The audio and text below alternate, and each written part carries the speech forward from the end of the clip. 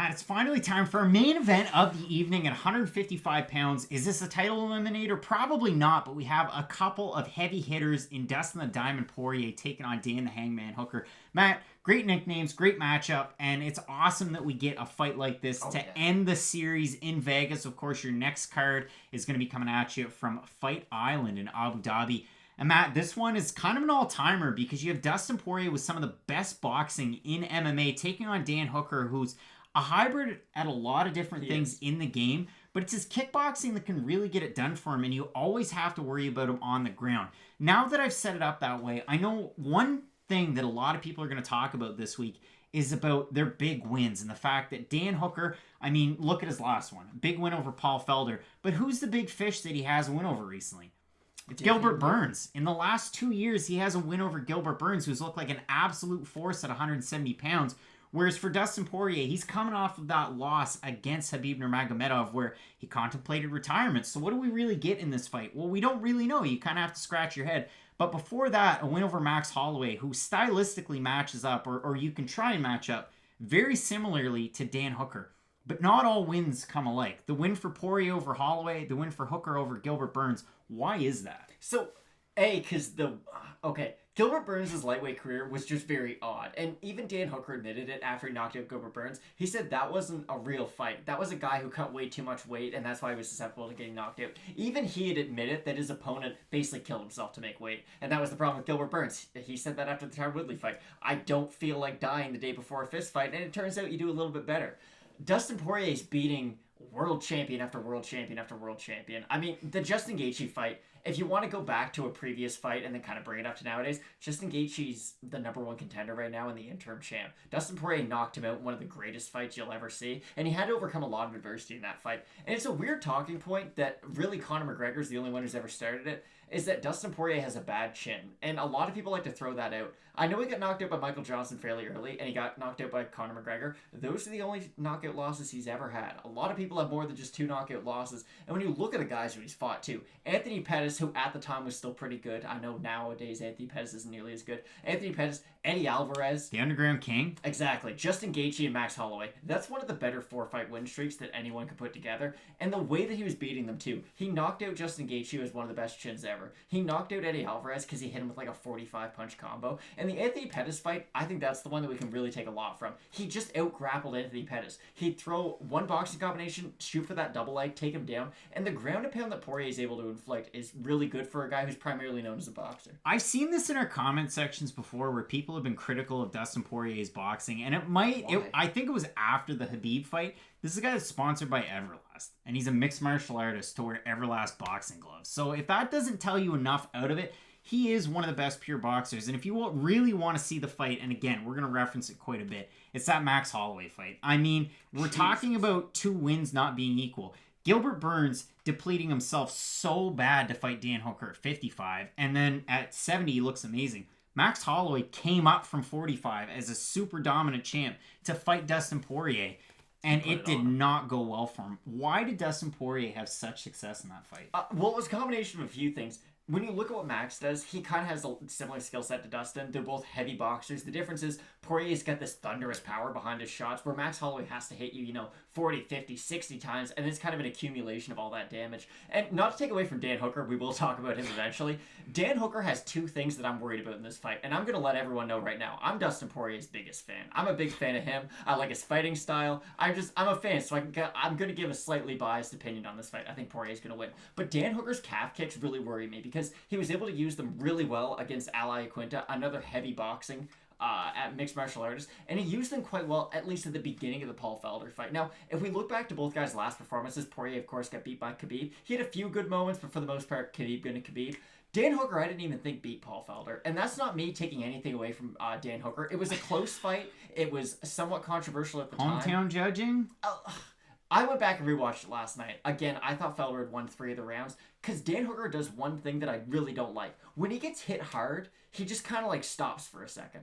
He keeps on going, and it's not a chin issue because he can take a tremendous amount of punishment. But when he gets hit hard, he kind of freezes for a second. And if you do that against Dustin Poirier, if he cracks you with one big shot, there's going to be a lot of big shots coming afterwards because he throws such nice boxing combinations. So I just think it's a matter of Poirier needs to land one big shot, and then he'll put together some nice combos, or he takes him to the ground where he has a black belt in jiu-jitsu and pretty good wrestling, and I think he can just kind of grind out Dan Hooker that way. I just see a lot more methods of victory for Dustin Poirier than I do for Dan Hooker. Which is kind of a surprise because with a guy like Dan Hooker, you have to really, really relish in the fact that his ground game is not second to none, but it's very good. And you talk about the quality of training partners that he has, and you talk about the best gym of 2019. Oh, yeah. Eugene Behrman and company with City Kickboxing. I mean, look at it. You got Volkanovski as a champ.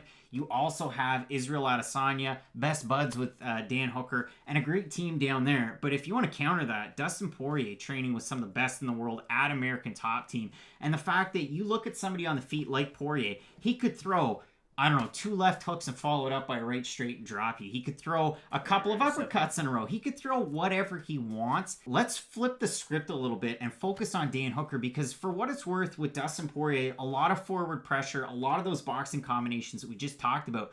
But for Dan Hooker, and it's something that we focused on when Curtis Blaydes fought Alexander Volkov last weekend, and Volkov did have success with one of those things. It was that kick straight up the middle when Blaydes went for the takedown, and everybody held their breath and thought, is this when Volkov's going to be able to get the finish later on in the fight?